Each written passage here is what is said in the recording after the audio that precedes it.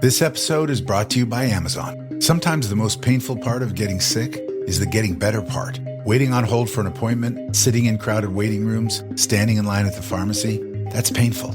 Amazon One Medical and Amazon Pharmacy remove those painful parts of getting better with things like 24/7 virtual visits and prescriptions delivered to your door. Thanks to Amazon Pharmacy and Amazon One Medical, healthcare just got less painful.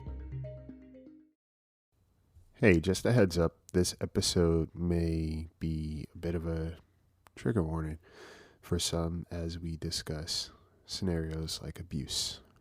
So listeners' discretion is advised.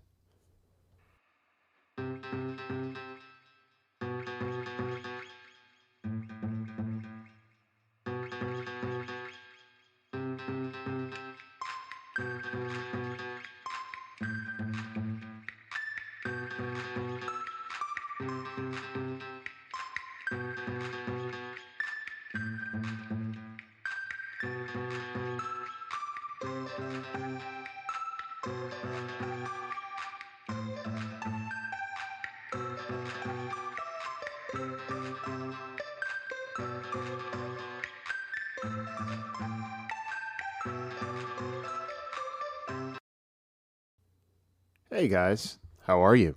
Welcome to the Bird Brain Podcast, where the goal is to rise above it all, stay elevated, create that infinity up your you. I'm your host, Isaiah, and I just want to check in, see how you guys are all doing. What's been the tea? What's been going on? How's your heart? My buddy asked me that the other day, and I was like, it's like, what? What did you just ask me? It's such a crazy question, right? Not crazy in the bad way, but just like, what a question to ask someone. And I remember when I started this podcast, that was like a question that I would ask. And it's funny asking it versus being asked that. And depending on who asks you that, it's how you may, respond or feel. Like, it's such an intimate question, such a vulnerable question that if somebody somebody you trust was to ask you that question, it's a different response and experience than, a complete stranger maybe asking you that. Because it's like, sometimes it's so funny. There is a difference, I think, between curiosity and intrusiveness. There's a difference between secrecy and privacy, right? There's a difference between someone, withholding information and somebody just not sharing with you things that you may not have necessarily earned. Okay. And I think, asking someone how's their heart, depending on who it is, depending on your rapport, you may get varied responses. A lot of times when we ask each other, how are you doing anyway? How are you doing? It's like, oh, I'm good. I'm chilling. Right. I even noticed for myself, if, who was I talked about this before in the sense of like, there the quotes out there that are like, yeah, I could go months, years without talking to somebody and we'll pick back up where we left off. And I was thinking about that. I was like, I can't do that. I've experienced it recently where there were certain people I haven't talked to in a while, and they asked me what's been new, how everything's been going, and it was just like, everything's cool, because I realized how just thinking about what has been going on in the last months, weeks, days since the last time we've spoken, it's a lot. And to try to catch somebody up on that, I'm like, nah, that's fatigue. My brain, it's doing, because sometimes that stuff is a lot. Sometimes it's not always great. And I think a lot of times, when people ask that question, they're not really interested in hearing what actually has been going on, And even if they did, what's the goal? You can't Netflix someone's life, right? You binge watch it in that sitting, and then you wait for the next season to come out a year later. It's like, And I think a lot of times people try to do that. You can't binge watch people. Okay. And I think that's why it's so important to be a participant in people's lives who you actually want to keep in touch with. And it's challenging, right? It takes work, it takes time, it takes effort, but if you're not there, then the conversation or the intimacy may not be there either. And I don't really think that people are obligated to give you all of them in the small moment that you pop up, right? Give you all of them to entertain you or catch you up in the little time that you have. Okay, that's my take. Relationships are participation, and they require a level of care. And it's not just about what you do for somebody in a moment, it's how you are handling them in all the moments. And I was thinking about it in terms of abuse, right? And when you think of the word abuse, I want you to think about what comes to your head. Is it like hitting, right? What does abuse sound like to you? Because sometimes we don't understand what abuse may actually look like before it even gets to a physical aspect. And the funny thing is, abuse can also exist in your friendships too. Abuse can exist in a workplace, right? And the dangerous thing about abuse is when it's not physical. Before it even gets to physical, we will deny that we are being abused, okay? We will deny that there is a certain level of abuse that's taking place, okay? There's physical abuse, there's emotional, verbal abuse, aka psychological abuse.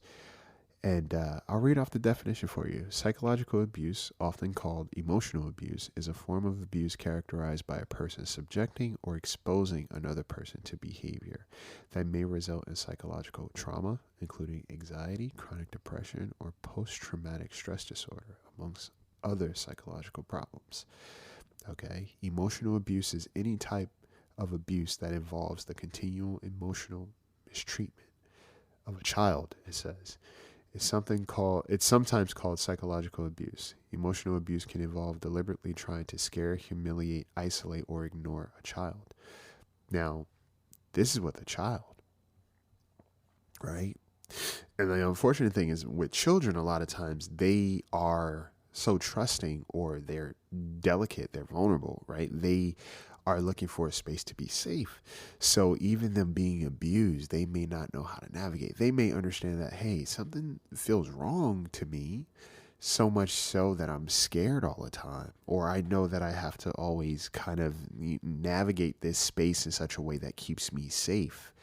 And I love this person, and this person says that they love me. They buy me things, right? They buy me things. And they do things, though, right? But they do things to me. And it hurts. It is scary. But they bought me this thing, They took me to this place. I heard them say these things about me to other people. And they don't always do this. It's only sometimes when I make them mad.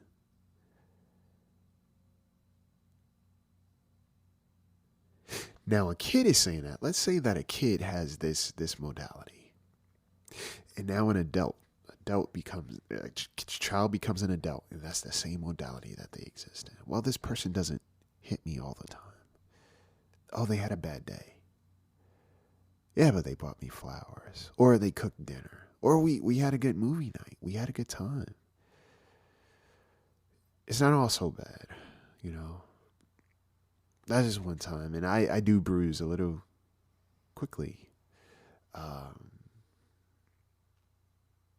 I must have did something.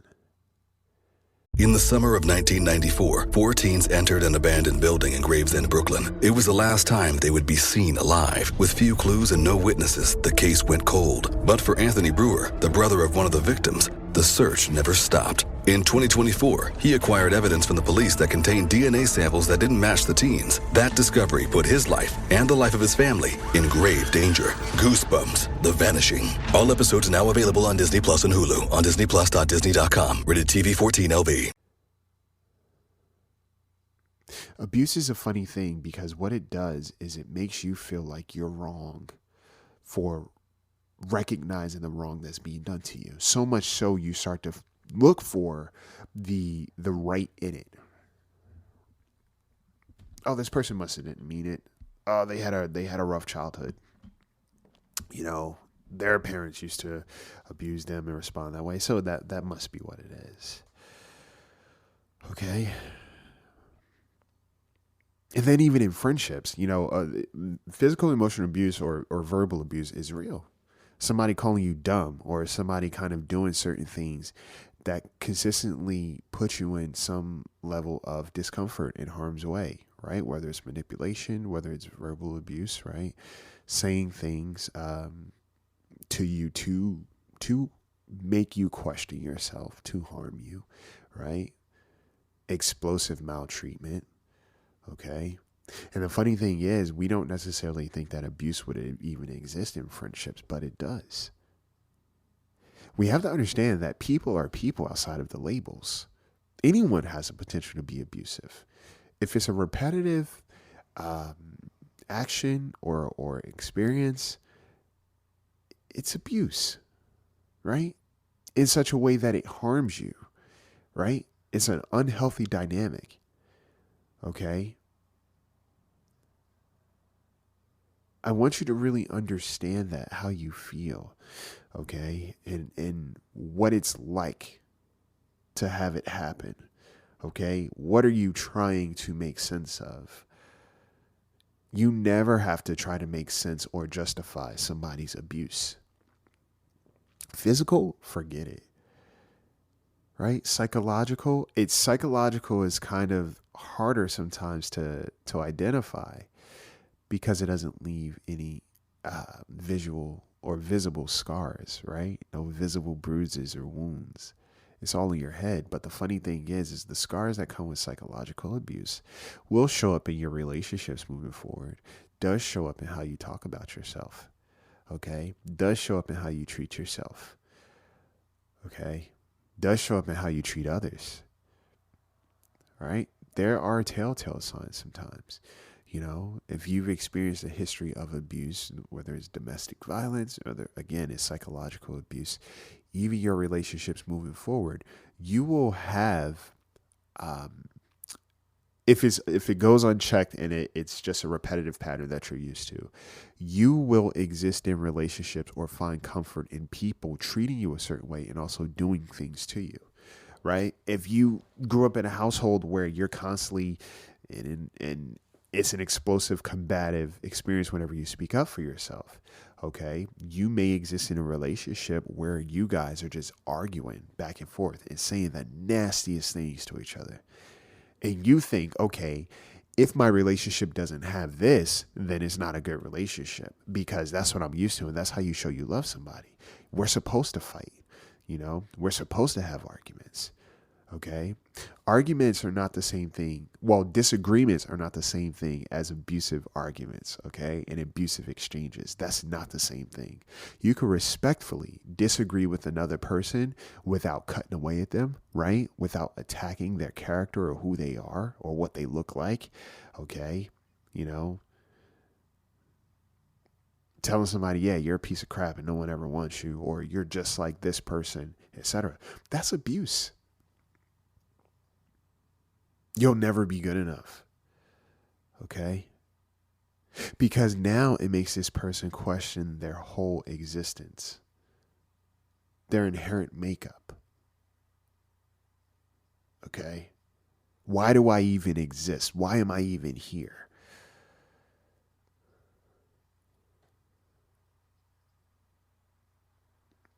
And then you start to think that I deserved this abuse. Okay? That's the thing about abusers, is a lot of times it's the stages of it is isolation, right? It's like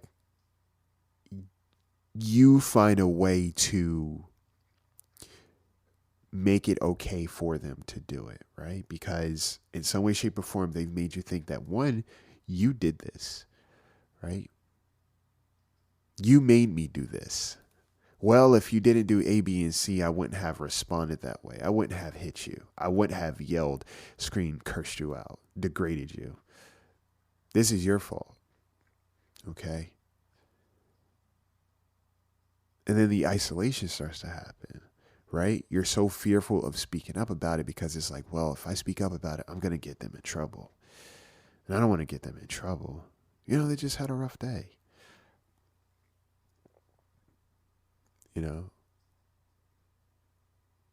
They just had a rough time.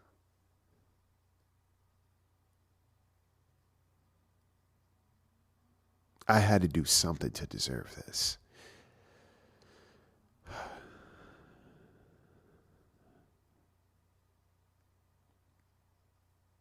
And sometimes we find comfort in that chaos, right? Where it's like, well, I don't know where else to go. I don't know what else to do. Maybe I don't have friends. Maybe I don't have a support network. And, if I tell someone, then they're going to tell the authorities. And then what happens?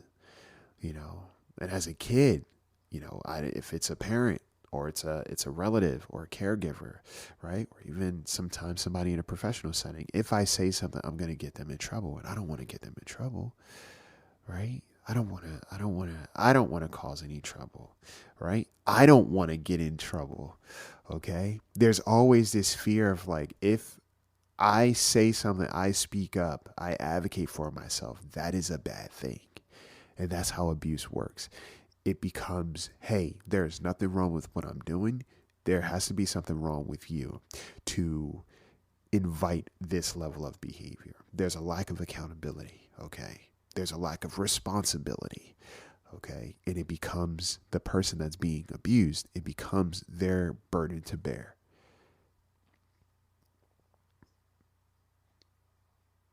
I want you to recognize when you start looking for highlights in a very unhealthy situation to make it make sense to you.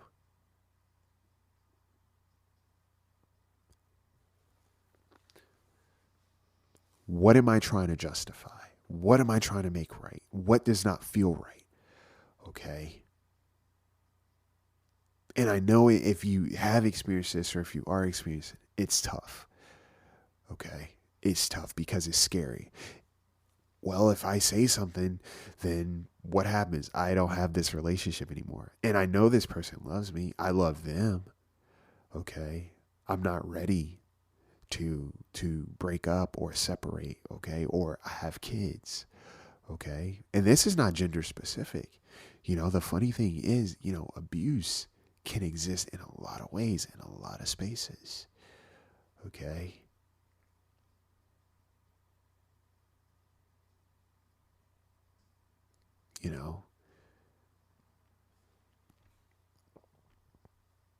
Abuse is the misuse of a person's trust. Abuse is the misuse of a person's vulnerability.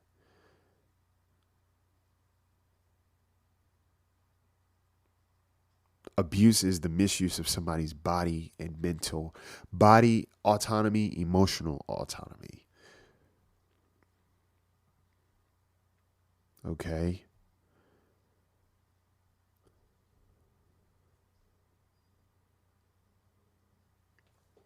Five signs of emotional abuse. Hypercritical or judgmental towards you, putting you down in front of others, humiliating or embarrassing you, using sarcasm or teasing jokes to make you feel badly about yourself, having an opinion about a lot of what you say, do, or think, upset when you don't agree. They ignore boundaries or invade your privacy. Wanting to move the relationship faster than you are comfortable with, okay, emotionally and or physically, pressuring you into doing certain things, okay. Another way, tracking your text messages, email, or social media accounts without your permission, okay. Possessive and controlling, monitoring your actions, constantly calling or texting when you're not around, getting upset when you want to spend time by yourself or with family or friends alone, isolating you from people in your life and activities, okay. Demanding access to your phone, email, or social media accounts, okay. Manipulation, Withdrawing affection when you've done something wrong, ignoring or excluding you, guilt trips, making you doubt yourself, denying something you know is true, saying you were too sensitive or calling you crazy, making fun of your achievements or hopes or dreams. Okay. Those are all examples of abuse. And sometimes we may overlook this, right? The controlling aspect. Okay. Oh, yeah. They just want to make sure they know who I'm talking to or whatever. Yeah, but why do they have control of your social media? Why is it every time you are with another person, it becomes this third degree? Where were you? I was worried sick about you. Insert anything. Okay. Abuse sometimes looks like care, but it's actually just possession. Okay. And I want you to truly understand that if you are in that space. When it comes to abuse, even though it's hard, you have to be willing to advocate for yourself. Create a plan. There are hotlines. Okay. There's definitely somebody you can talk to and ask. You could do a hypothetical. You don't even need to say, hey, it's me. If you want to get information from someone, ask, hey, hypothetically, what would this person do or how would they go about this if they're fearful? Okay. But if you recognize that you're being abused, recognize that you have ways out. It's hard, it's scary, but you matter enough to get out of those circumstances in that situation. Okay. Because abuse only gets worse. All right. Because what we teach somebody is when we are subjecting ourselves to abuse, that it's okay. And that we are going to make it okay. And that is not okay for you. Okay.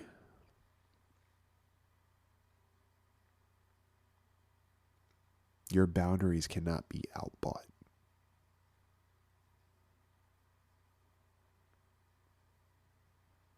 You are worth safety.